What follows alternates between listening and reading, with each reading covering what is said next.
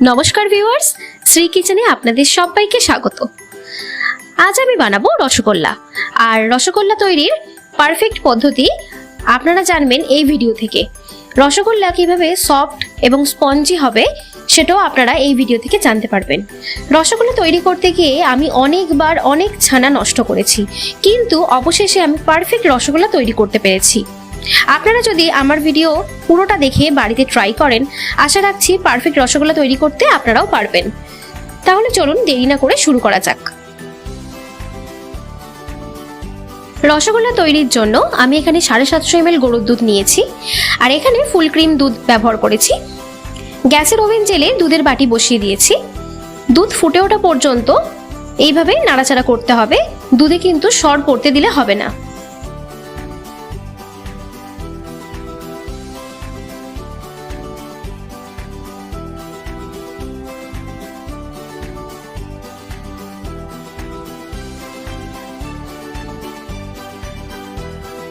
দেখুন দুধ ফুটে গেছে। এবার আমি দুধ থেকে ছানাটা কাটিয়ে নেব, তাই 2 টেবিলস্পুন মতো ভিনিগার এতে দিয়ে নাড়াচাড়া করছি।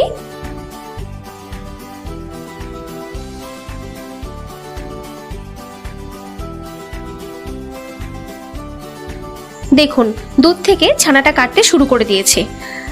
আমি আরো 1 টেবিলস্পুন ভিনিগার দিচ্ছি।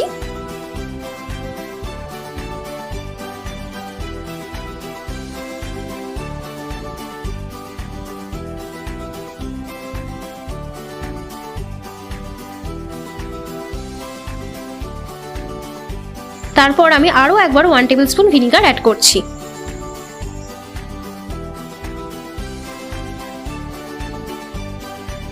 এবার দেখুন ছানাটা সম্পূর্ণ কেটে গেছে। দুধ থেকে ছানাটা কাটাতে আমার টোটাল 4 টেবিলস্পুন মতো ভিনিগার লেগেছে।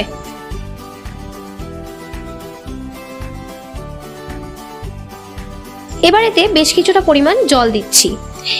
এটা করলে কি হয়, ছানাটা আরো সফট হয়।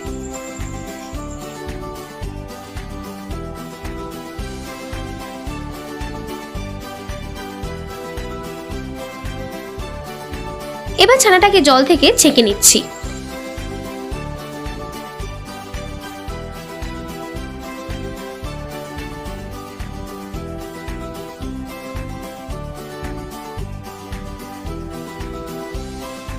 দেখুন ছানাটি আমার ছেঁকে নেওয়া হয়ে গেছে।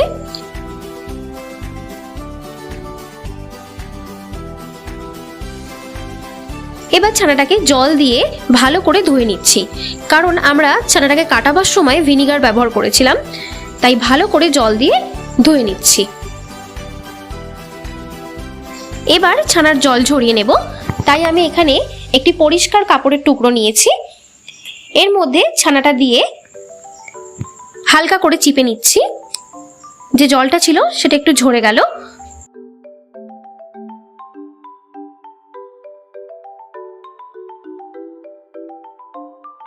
এবার আমি ছানাটার জল ঝরিয়ে নেব, তাই এটাকে 3 ঘন্টার জন্য একটা জায়গায় এইভাবে ঝুলিয়ে রাখছি।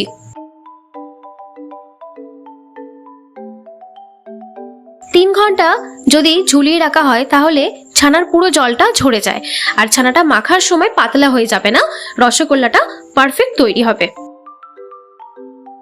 3 ঘন্টা পর ছানাটার জল হালকা একটু চিপে নিচ্ছি। দেখুন অল্প একটু জল ছিল, সেটাও বেরিয়ে গেল।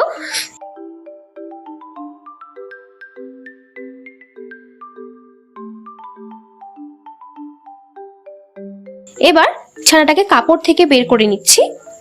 দেখুন ছানাটার পুরো জল ঝরে গেছে। এবার ছানাটাকে মাখার জন্য প্রথমে ছানার ডালাগুলোকে ভেঙে নিচ্ছি।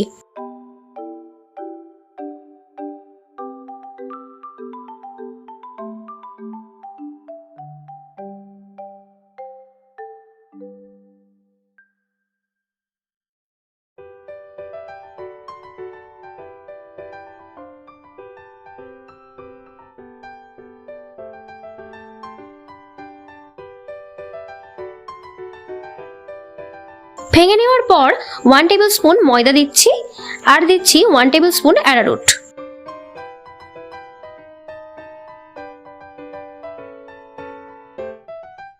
এবার ময়দা আর অ্যারারুটকে ছানার সাথে মেখে নিচ্ছি।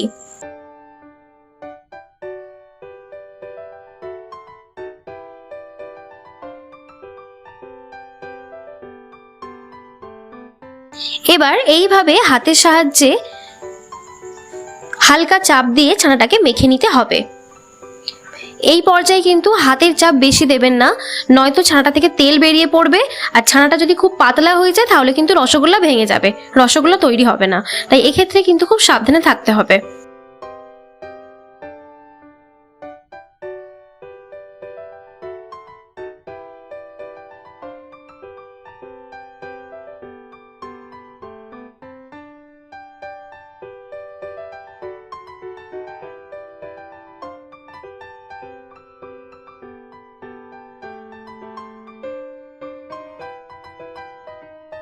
দেখুন ছানাটা আমার মাখা হয়ে গেছে।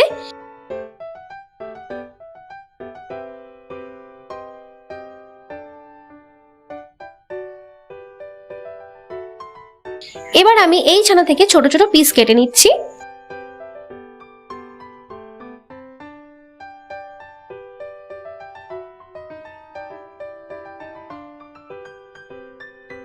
এবার দুই হাতের সাহায্যে রাউন্ড শেপ দিয়ে দিচ্ছি। এক্ষেত্রে দেখবেন যেন ক্র্যাক না আসে। যখনই দুটো হাতের সাহায্যে রাউন্ড শেপ দেবেন তখন খেয়াল রাখতে হবে যাতে এতে ক্র্যাক না আসে। এইভাবে আমি সবকটির রাউন্ড শেপ দিয়ে দিয়েছি। এবার আমি রসটা তৈরি করে নেব।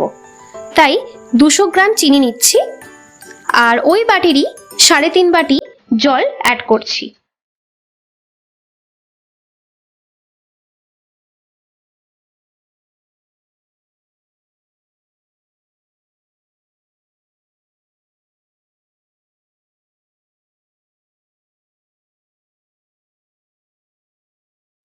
চিনিটা গলিয়ে নিচ্ছি।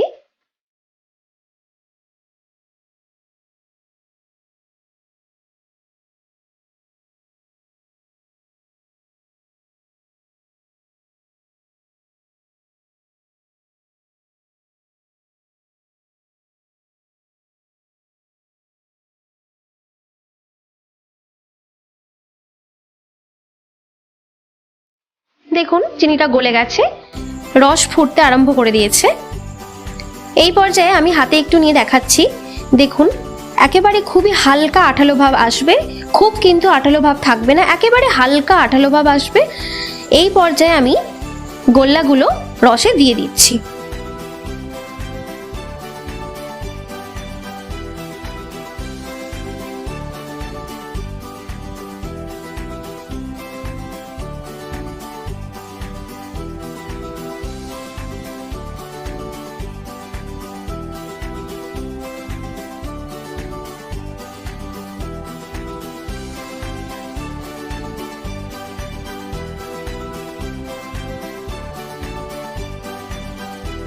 এখন ঘড়ি ধরে 5 মিনিট ফুটতে দেব।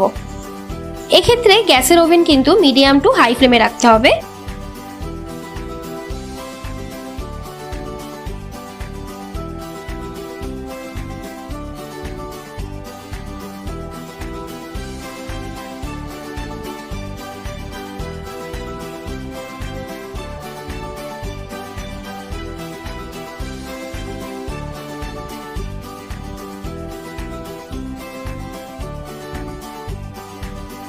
পাঁচ মিনিট পর আমি চাপা দিচ্ছি 7 মিনিটের জন্য।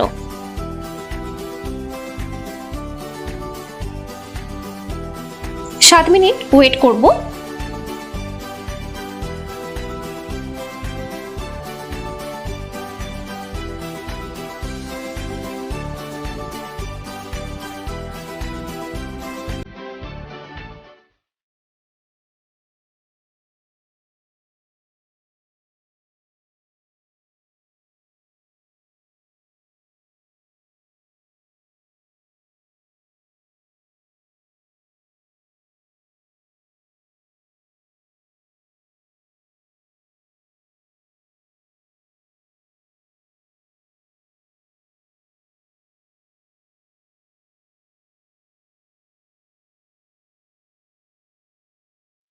দেখুন রসগোল্লাগুলো কিন্তু ফুলে উঠেছে।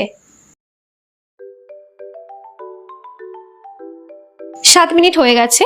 7 মিনিট পর আমি ঢাকা খুলছি।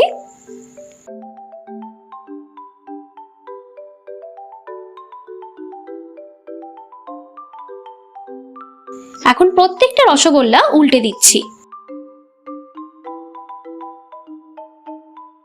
আমার উল্টে দেওয়া হয়ে গেছে। এবার আমি আরো 5 মিনিটের জন্য ঢাকা দিয়ে দিচ্ছি।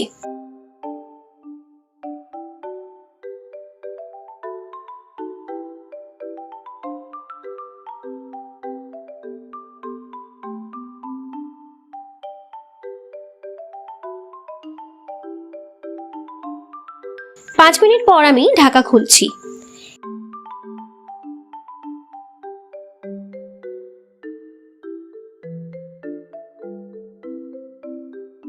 এবার আমি এক বাটি জলের মধ্যে একটি রসগোল্লা এখান থেকে তুলে নিয়ে দিচ্ছি। দেখুন রসগোল্লাটি জলের মধ্যে ডুবে গেছে। এক্ষেত্রে বুঝতে হবে যে রসগোল্লাটি হয়ে গেছে।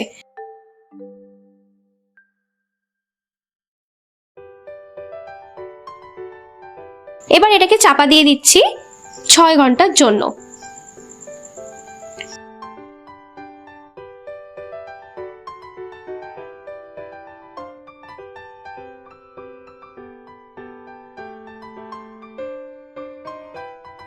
ছ ঘন্টা পর আমি ঢাকা খুলছি। দেখুন রসগোল্লা একেবারে রেডি হয়ে গেছে। এবার সার্ভ করা যাবে। একটি রসগোল্লা আমি কেটে দেখাচ্ছি। দেখুন রসগোল্লাটি কতটা স্পঞ্জ ও সফট হয়েছে।